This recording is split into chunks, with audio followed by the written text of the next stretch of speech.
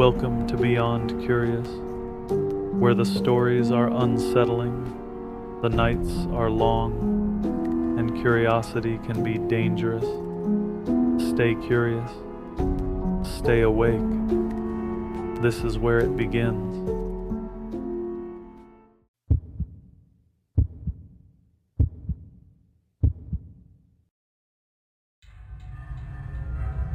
The first sign something was wrong was the silence. Not the normal quiet you get in the woods at night. This was different. It was the kind of silence that feels like the entire forest has stopped breathing. And it started the moment we stepped through the rusted gate. This happened about 8 years ago. Back then, 3 friends and I used to film videos exploring abandoned places.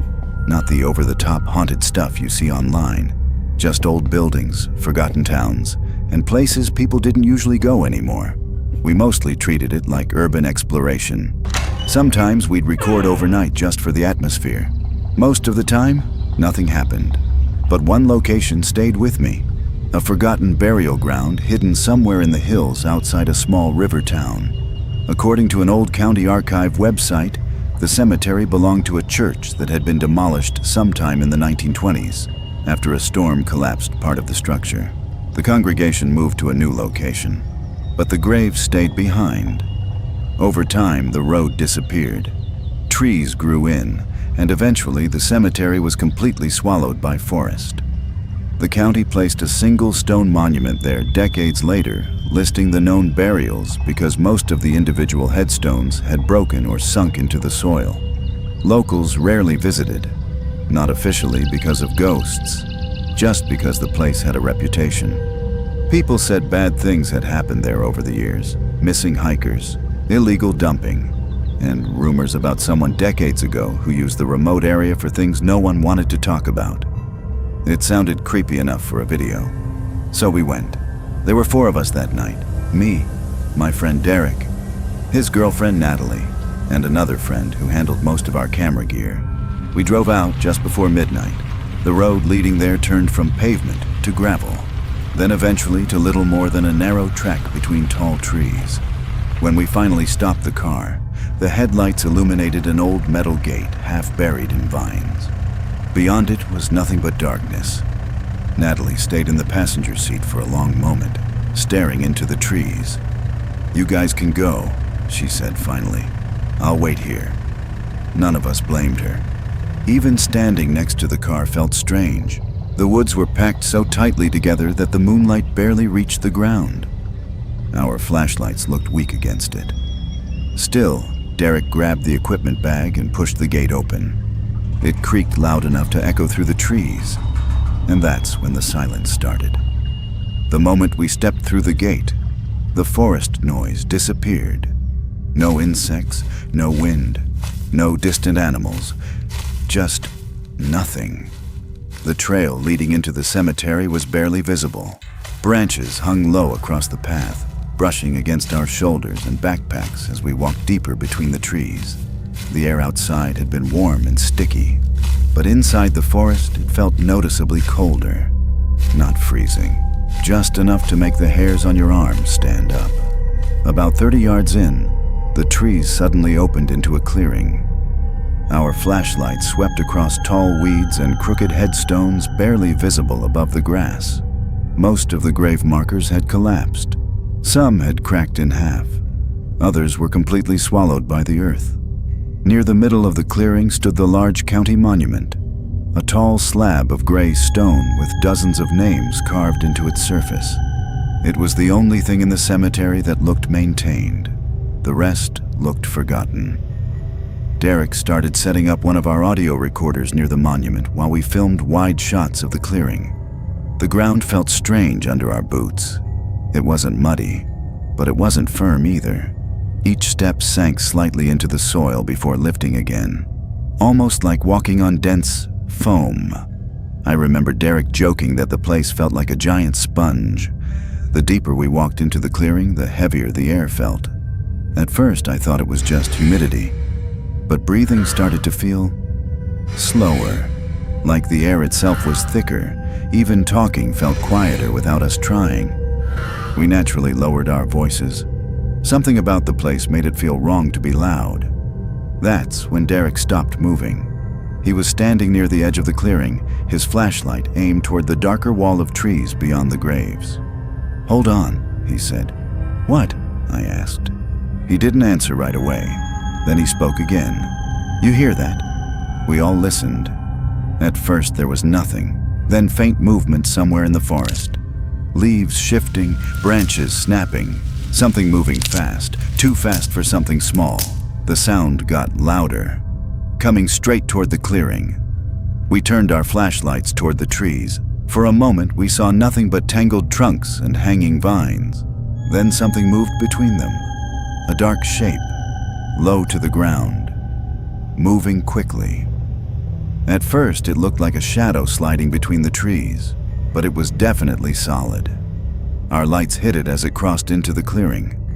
I couldn't make out a clear shape, just a dark mass moving fast across the ground between the graves, near the top of it. Something reflected our flashlights. Two small points, like eyes catching the beam. They flashed red for a split second. Derek said one word. "Run!" None of us argued. We turned and sprinted for the trail. The ground seemed worse now. Each step dragged. Loose soil pulled at our boots while weeds snagged around our legs. Branches whipped across our arms as we pushed back through the narrow path toward the gate. Behind us, something crashed through the brush. Close. Too close. I didn't look back. I could hear it moving through the woods. Heavy, fast. By the time we burst out of the trees, the headlights of our car were the only light on the road. Natalie was already outside, standing beside the passenger door. "What happened?" she shouted. "Get in!" Derek yelled. We piled into the car. He turned the key. The engine clicked. Once, twice, then nothing. The dashboard lights flickered weakly. Dead battery. Derek tried again. Nothing. We all sat there in the dark road staring at the trees behind us. The forest was silent again. No movement, no sound. Eventually, Derek called a tow service. When the dispatcher asked our location, there was a long pause after he explained it. Then the dispatcher said the driver wouldn't come until morning. Derek asked why. The man hesitated, then said quietly, "Drivers don't go up there at night." And the line went dead. We stayed in the car until sunrise. None of us slept. Every so often we thought we heard something shifting in the woods behind the gate, but nothing ever stepped onto the road. Around 7 in the morning, a tow truck finally arrived. The driver slowed down as he approached, staring toward the trees before stepping out. While he connected the cables, he asked without looking at us, "You folks walk into that cemetery last night?" No one answered. The car started immediately once the battery had power again. Later that week, we reviewed the footage. Most of the photos from the clearing had strange shapes floating through them, probably dust or insects. But one photo stood out.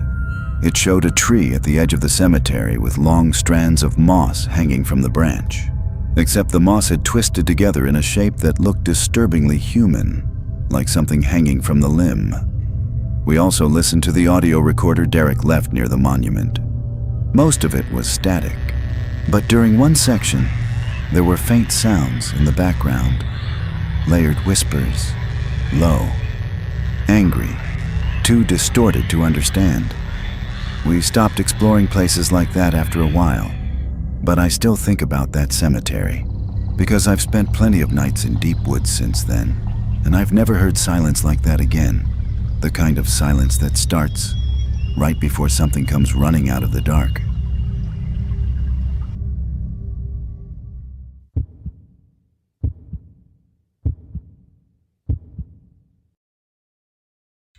The flashlight didn't sweep the woods like someone searching. It paused and pointed straight at us. That was the moment I knew the night had changed. My cousin Ryan and I take a trip together every autumn. We've been doing it since we were teenagers. Nothing fancy, just two guys, some cheap gear, and a couple days away from work and noise. Usually we head somewhere quiet, state land, logging roads, places where cell service drops out and the world feels a little bigger. Most years, the scariest thing we deal with is a raccoon getting into the food. Last October was different. We drove out to a forested area a few hours inland, the kind of place where gravel roads cut through endless pine trees, and the map shows more green than anything else. Technically, it wasn't an official campground, just public land where people set up wherever they found space. By the time we arrived late Friday afternoon, the main road was already lined with campers, trucks backed into clearings, smoke from fire pits drifting through the trees, people everywhere. We kept driving, hoping to find something quieter. After a while, the road climbed along a ridge. The wind up there was brutal, tearing through the treetops like a constant roar. We found a narrow pull-off and decided to stop for the night. It wasn't ideal. The wind shook the tents all night long. The fabric snapped and rippled so loudly it sounded like someone walking around outside. Neither of us slept much. The next morning, we packed up early and drove down into a small town nearby. One stoplight, a diner, a gas station with dusty windows. We spent most of the day there, killing time. Coffee turned into burgers. Burgers turned into a couple beers at a quiet bar across the street. By late afternoon, we figured the crowds might have thinned out in the woods, so we headed back.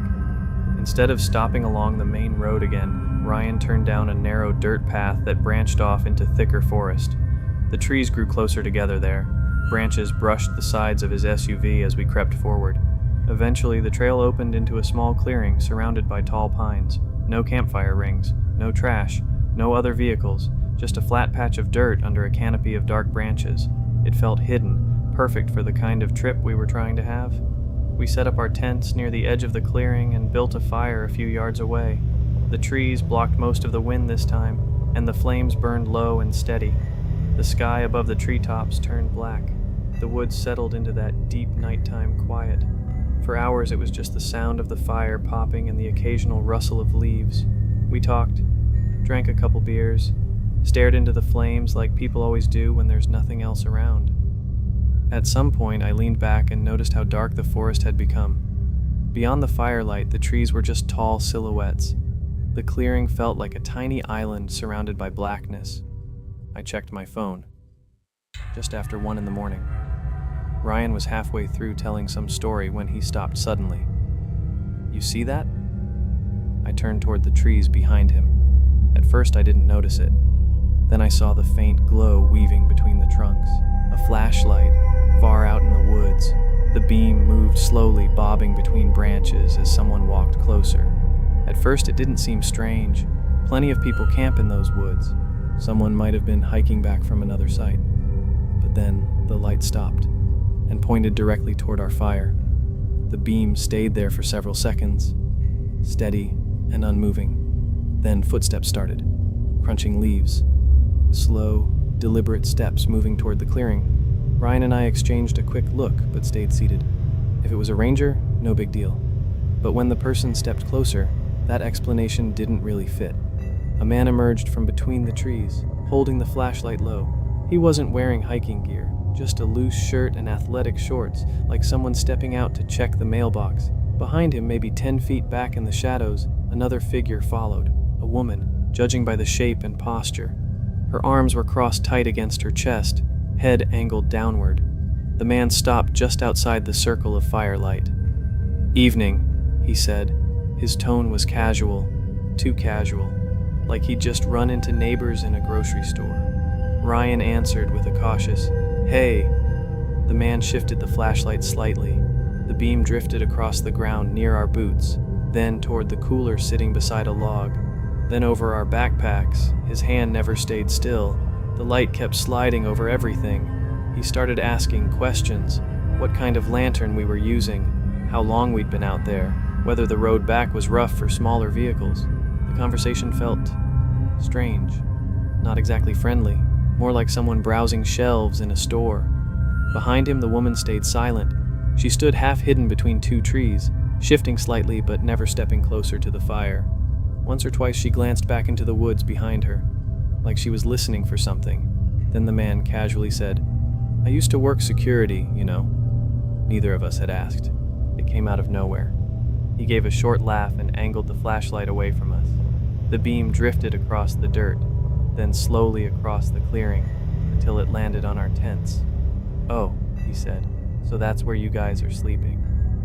He held the light there a moment, then moved it again, past the tents, across the ground, over the pile of firewood, over the folding knife Ryan had set beside the cooler. It didn't feel like curiosity anymore. It felt like measuring, counting, cataloging. The man looked back at us. For a moment, no one spoke. The fire cracked loudly between us, sending sparks drifting upward. Finally, he nodded once. "Well, you boys have a good night." He turned immediately. The woman followed right behind him without saying a word. The flashlight beam bounced through the trees as they walked away, weaving deeper into the forest. For a few seconds, we could still hear leaves crunching under their feet. Then even that sound faded. The woods swallowed them completely. Ryan stared into the darkness where they disappeared. The fire popped again. Neither of us said anything for a while. Then Ryan stood up. "We're leaving." He didn't ask. He just said it. And honestly, I was already thinking the same thing. Something about that interaction felt wrong in a quiet, instinctive way, like we'd just been inspected. We packed fast, tents down, gear thrown into bags, the fire still burning behind us while we loaded the vehicle. Every few seconds I'd glance toward the tree line, half expecting that flashlight to appear again between the trunks, but the forest stayed dark. 10 minutes later, we were bouncing down the narrow trail, branches scraping along the sides of the car. I kept checking the side mirrors. Nothing behind us. Just empty road and darkness. We didn't slow down until we reached the main highway miles away. And maybe that guy really was just another camper wandering around late at night. Maybe he couldn't sleep. Maybe the woman with him just didn't like strangers. But the way his flashlight moved across our campsite, the way he looked at everything we had, and the way she kept glancing back into the trees like she was waiting for something, it didn't feel like they had just stumbled across us. It felt like they were making sure of something. And if we had stayed there, I have a feeling that flashlight would have come back later. Only next time. We probably would have been asleep.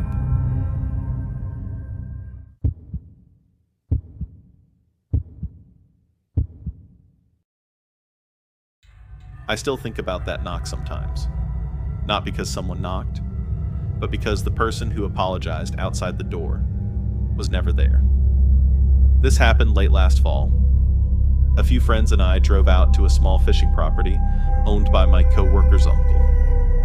It was way out in the hills, maybe 90 minutes from the nearest town, down a winding gravel road that eventually narrowed into little more than a dirt track. The place wasn't much.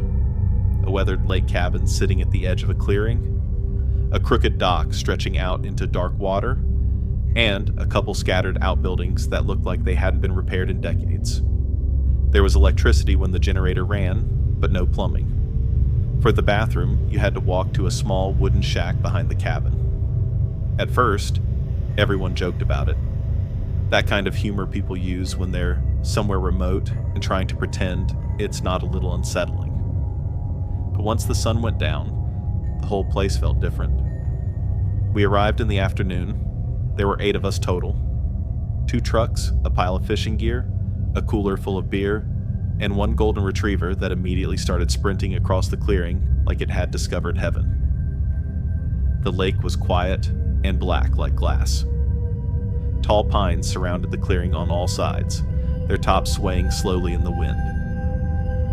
From the back deck of the cabin, you could see across the water to another tree line, but there were no houses, no docks, no lights anywhere. Just forest. My coworker mentioned something while we were unloading gear. Apparently someone nearby had reported a large predator wandering the area earlier that month. Not a bear. Something slimmer. Quieter. Possibly a mountain lion that had drifted farther north than usual. Nobody took it seriously. We had a fire going, music playing through a portable speaker, and way too many people for an animal to want anything to do with us. Still, the woods felt heavy once darkness settled in. By around 10 that night, the clearing outside the cabin had turned into a pocket of light surrounded by pure black. The generator hummed beside the porch. Inside, the cabin was warm and crowded. A couple people sat on the floor playing cards. Someone else leaned against the kitchen counter, scrolling on their phone, while another friend stood at the sink washing dishes. The dog was asleep near the door. Every once in a while, someone would open the back door to grab something from a cooler outside, and cold air would rush into the room, along with the distant sound of the lake moving against the dock. That's when I realized I needed the bathroom, and unfortunately, the only one was outside. The path to it started just off the back porch. You walked past a stack of firewood, then followed a narrow dirt trail between two clusters of brush. It curved slightly downhill toward a small wooden structure with a slanted roof. From the cabin porch, you could see it clearly. But halfway down the trail, the light from the windows faded out. The rest of the way was dim and quiet. I remember glancing back once before opening the door. Through the cabin windows, I could see silhouettes moving around inside, shadows crossing the yellow light. It felt reassuring, like I wasn't really alone out there. The bathroom shack was tiny, bare wood walls, a simple bench inside. One small rectangular opening near the roof where moonlight slipped through. When the door closed behind me, the outside world went quiet, almost instantly. I could still faintly hear people laughing back at the cabin, but the woods around me were completely still. About 30 seconds passed. Then I noticed something strange. The lake noise had stopped. No insects. No wind moving through the trees. Nothing. Just silence pressing against the thin walls. Then something moved in the brush. Slow footsteps. Heavy enough to crunch leaves, but not rushed. Just steady. Approaching. Crunch. Pause. Crunch. Pause. The sound came from somewhere to the left of the shack. My entire body went rigid. The conversation earlier about the predator flashed through my mind immediately. If it was an animal, opening that door would be the worst thing I could do. So, I stayed completely still. Listening, the steps came closer, until they stopped right beside the wall. Then I heard breathing. Not loud, just a slow exhale. Like someone releasing air through their nose after walking uphill. I gripped the edge of the bench without even realizing it. My heart was beating so hard I could hear it in my ears. If it was an animal, I didn't know what would happen next. If it was a person, why were they standing there quietly? A few seconds passed, then the knock came. 3 slow taps on the wooden door. Tap. Tap. Tap. My brain stalled for a second. Animals don't knock. I cleared my throat and called out, "Someone's in here?" The voice that answered came through the door immediately. Low. Calm. "Sorry?" Just that. A man's voice. Quiet and polite, like someone who had accidentally tried the wrong door. Then nothing. No footsteps walking away. No rustling brush. Just silence again. I waited. 10 seconds. 20. Maybe longer. My ears were straining for any sound outside, but there was nothing. Eventually I stood up and pushed the door open. The clearing behind the shack was empty. The narrow trail stretched back toward the cabin. Light spilled across the ground from the windows. I looked left, then right. No one standing nearby. No one walking away down the trail. No movement anywhere in the trees. I walked back quickly, not running, but fast enough that the porch steps felt like a relief when I climbed them. Inside, nothing had changed. People were still at the table playing cards. Someone had switched the music to something louder. The dog lifted its head for a second, and then went back to sleep. I asked the room the first thing that came to mind. Who just came out to the bathroom? Everyone looked up, confused. One by one, they shook their heads. Nobody had left the cabin. Not recently. Not even for a smoke. And if someone had walked outside, the dog by the door would have reacted. Later that night, we checked the area with flashlights. The dirt behind the shack was soft, but we couldn't find clear tracks. Just the narrow path leading back to the cabin. No footprints branching off. No sign someone had come through the brush. I've tried explaining it to myself a dozen different ways. Maybe someone walked over quietly and slipped away while I waited inside. Maybe sound carried strangely through the trees. Maybe I missed something, but one thing still bothers me. That voice didn't sound like someone trying to scare me. It sounded like someone who genuinely thought the bathroom was empty. Like a stranger politely knocking before opening a door. Except that night, no stranger was ever there. If those stories unsettled you, good. There's another waiting on your screen right now. Subscribe if you're curious enough to continue. Stay curious. Stay awake.